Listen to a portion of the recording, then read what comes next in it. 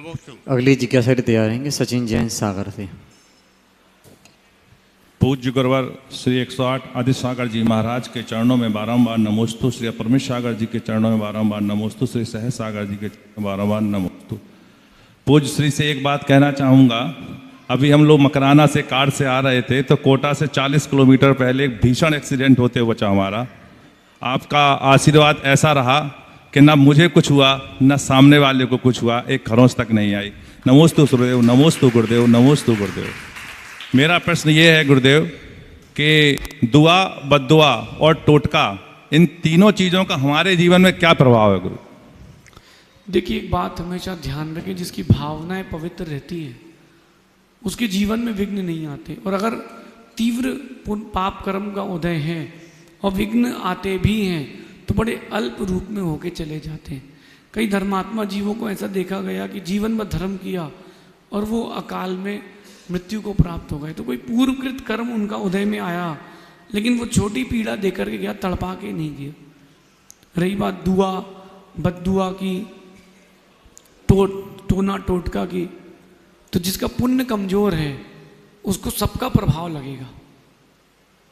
जिसका पुण्य कमजोर होगा ना उसको सब लगेगा, और जिसका पुण्य कमजोर नहीं होगा, जिसका पुण्य प्रबल होगा, उसको कोई कुछ नहीं कर पाएगा। राम ने कितनी बद्दुआ दी, और राम ने तो कोई बद्दुआ नहीं दी, फिर भी रावण मर गया। आप समझना। तो यहाँ वर्तमान में भी देखा जाता है, लोग किसी को श्राप देते मिल जाते हैं कि तूने अगर मेरी बात नहीं मानी पारस, ओ पारस, तूने मेरी बात नहीं मानी तो तेरा ऐसा हो जाएगा। किसी का कुछ नहीं रोएगा, कोई कुछ नहीं हो सकता किसी का, सबका अपना अपना पुण्य पाप है। दुआएं लगे बद्दुआएं ना लगे, अपनी भावनाएं पवित्र रहे, इसके लिए केवल आप भगवान की आराधना करें, गुरु पर श्रद्धा समर्पण और प्रभु के प्रति अपना सर्वस्व का समर्पण, ये आपके जीवन में ऊंचाइयां देगा। बाकी विकल्प न करें। ज्योतिष में कहते हैं जिसका गुरु प्रबल हो बाकी ग्रह अपने आप शांत पड़ जाते हैं, ऐसा समझ। अगली जिज्ञासा तैयार है। क्या कर रहा है? माइक बंद कर दिया भैया, माइक बंद कर दिया आपने। मेरा और मेरे परिवार की तरफ से गुरुवर के चरणों में बारंबार नमोस्तु। हे गुरुवर, मेरा प्रश्न है, मैं अभी बिजनौर समाज में गया था, वहाँ से एक जन ने मुझसे पूछा कि भगवान का जब मोक्ष कल्याणक होता है उस समय हम निर्माण लाड़ू चढ़ाते हैं, तो निर्माण लाड़ू चढ़ाने पर जब उसमें चींटी वगैरह लग जाती हैं तो क्या हमें दोष नहीं लगता? और यदि निर्माण लाड़ू की जगह हम फल चढ़ाएं तो कितना उत्तम रहेगा? बहुत अच्छी बात। देखिए, श्रावक के अविवेक के कारण अपन क्रियाएं बंद नहीं कर सकते। आप समझना, चंदेवे लगते थे पहले घर घर मंदिरों में भगवान के ऊपर, अब चंदेवे बंद हो गए। क्यों? आप एक जगह ऐसा हुआ कि चंदेवा टंगा ही रहा 2-5 महीने तक, कबूतर उसमें अंडे दे गए। किसी ने चंदेवा हटाया बिना देखे तो अंडे फूट गए। तो बोले चंदेवा लगाना ही नहीं चाहिए। ये आपका प्रमाद है, आपका अविवेक है। आपके प्रमाद और आपके अविवेक के कारण हम क्रियाओं को बंद नहीं कर सकते। निर्वाण का लाडू चढ़ना चाहिए, पहले भी चढ़ता था, आज भी चढ़े और आगे भी चढ़े।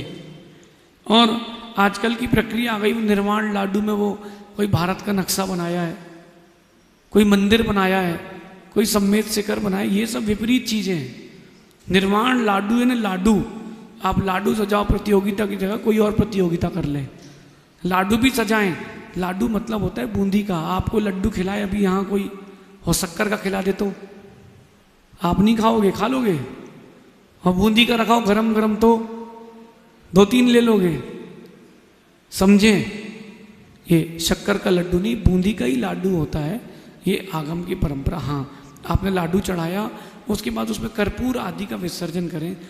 कोई बड़ा उत्सव आदि है तो वहाँ पहले से ही व्यवस्था ऐसी रखें जहाँ जीवों की विराधना ना हो। तो ये प्रक्रिया है। दीपक जलता है तो बोले दीपक में हिंसा, पानी गर्म करो तो पानी में हिंसा, तुम्हारे भोजन में कोई हिंसा नहीं, आपका जो जीवन चल रहा है उसमें कोई हिंसा नहीं। समझे, व्यक्ति और वस्तु को विवेक से समझे। आजकल श्रावक इतना शॉर्टकट करने लगा है कि वो श्रावक क्या करता है, बाजार से ले आता है लाल पाउडर, नीला पीला पाउडर, हो गया चंदन। अतः वो हार श्रृंगार के फूल पीस दिए, बोले केसर। तो ये शॉर्टकट मत जाएं आप। जितना कम भगवान के प्रति समर्पण रहेंगे या चीज़ों को समर्पित करेंगे, चीज़ें भी उतनी कम ही मिलेंगी। तो अपन अपने इस विवेक को समझें। लाडू चढ़ाने की परंपरा बंद नहीं होना चाहिए। लाडू सिद्धों का प्रतीक है, सब तरफ से एक सा मीठा, ना उसका आदि है ना उसका अंत है, वो चढ़ाना ही चाहिए। अपना विवेक जागृत करें। चींटी तो चावल में भी लग जाती है, तो चावल भी चढ़ाना बंद कर देंगे, ऐसा समझिए। अपन इन सब चीज़ों को विवेक से समझें ऐसा।